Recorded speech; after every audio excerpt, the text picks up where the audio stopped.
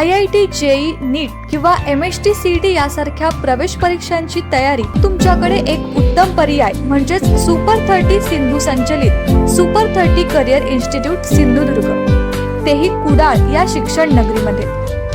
प्रशस्त classroom, laboratory, library, प्रशस्त मैदान, मुला मुलींसाठी स्वतंत्र हॉस्टेलची सोय, ट्रॅव्हलिंग फॅसिलिटी इत्यादी सोयी.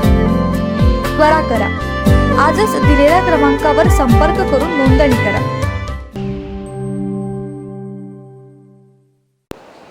लोकसभा निरीक्षक हातकंगळे, माननीय शिवसेना पक्षनेते एकनाथ शिंदे साहेब यांनी मला या ठिकाणी निवडणुकीच्या काळामध्ये नियुक्ती केलेली आहे. मी शनिवारपासून या मतदारसंघामध्ये 6 विधानसभामध्ये इथल्या पक्ष नेतृत्वाला न कळवता माझी स्वतःची चाचपणी करणं आवश्यक होतं.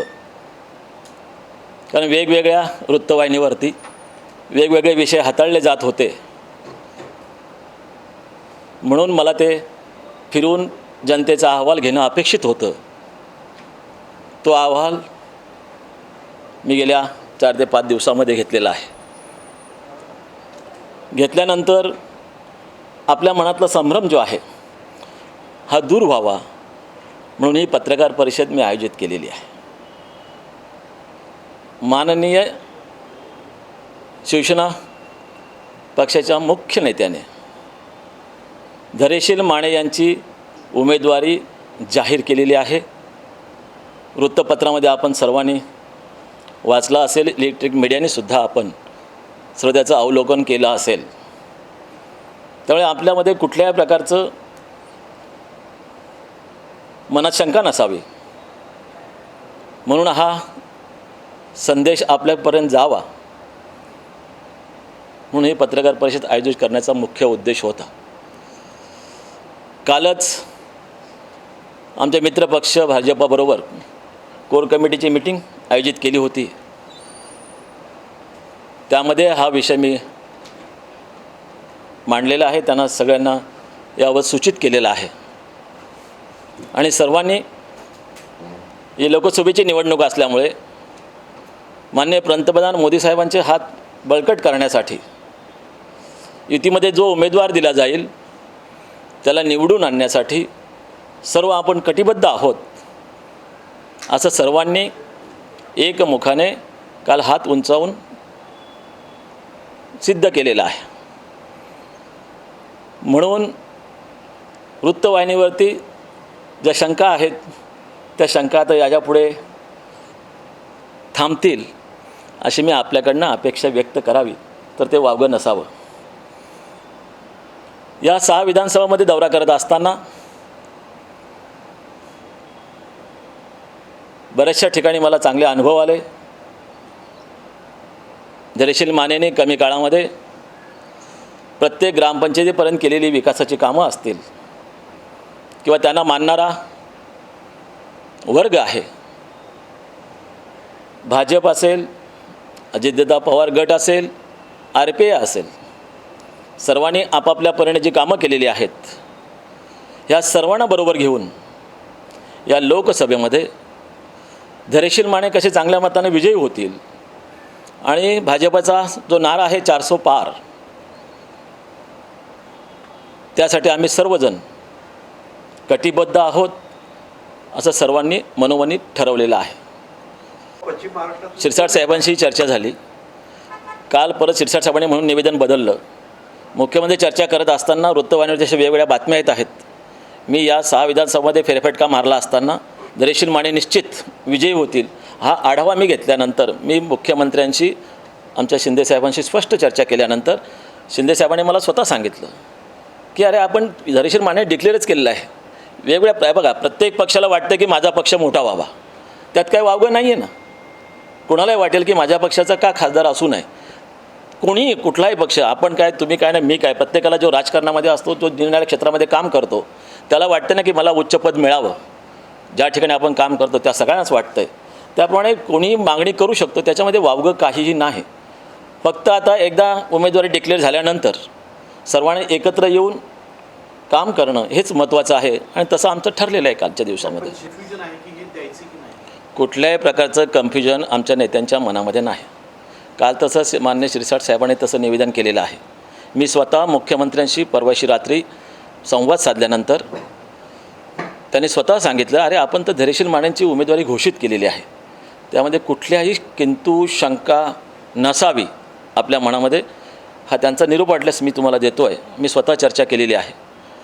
त्यामुळे शिरसाट साहेब काय बोलले नाही तर काल परत त्यांनी तसं स्पष्टीकरण दिलेलं आहे. धैर्यशील मानेच असा ते कुठं उल्लेख केलेला नव्हता, हेही आपण आजमावून पाहावं. तर तसा काही विषय नाही आहे. मी स्वतः चर्चा केलेली आहे. चांगलं आणि वाईट. तुम्हीच आता तुमच्या भाषणामध्ये कबूल केलेलं आहे, वक्तव्यामध्ये, की पक्षाने उमेदवारी दिली तर, इथं तर आलेलं आहे. हे संभ्रम नाही, संभ्रम निर्णय जेव्हा उमेदवारी डिक्लेअरच केली नव्हती तेव्हापर्यंत हा संभ्रम होता. जेव्हा उमेदवार डिक्लेअर केल्यानंतर हा संभ्रम विषय संपलेला आहे.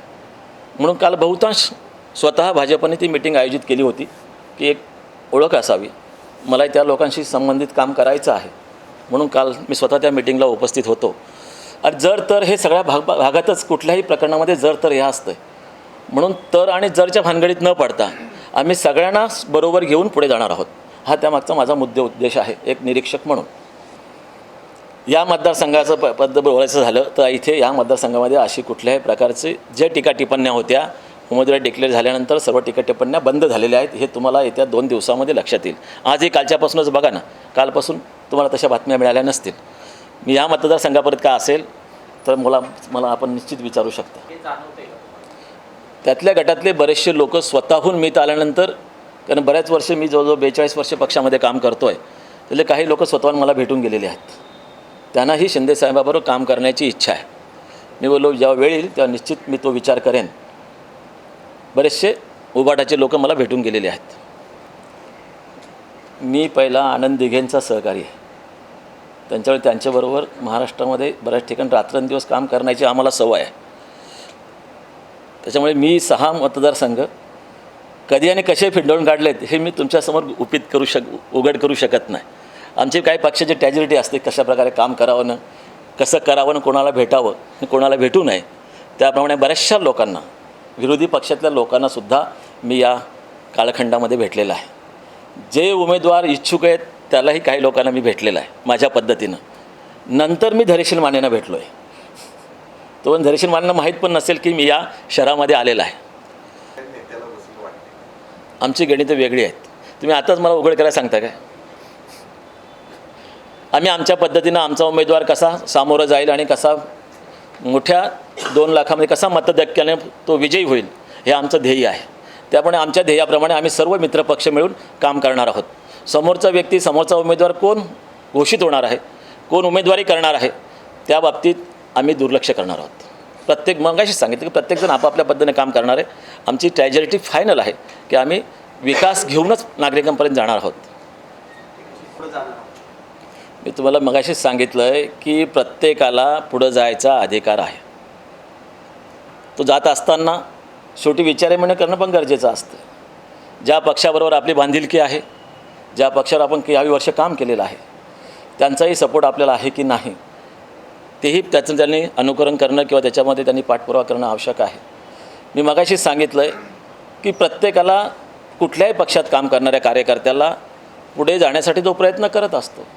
मग प्रयत्न करत असताना आपण कुठपर्यंत आहोत आणि कुठपर्यंत पोचू शकतो याचं प्रत्येकाने आत्मपरीक्षण करणं हे आवश्यक असतं. ते प्रत्येकजण आत्मपरीक्षण करतील असं म्हणत. मी तुम्हाला पहिल्यांदा सांगितलं की प्रत्येक पक्ष आपला उमेदवार का असू नये, तिथली आपली वहिवाट का चालू होऊ नये यासाठी प्रयत्न करत असतो.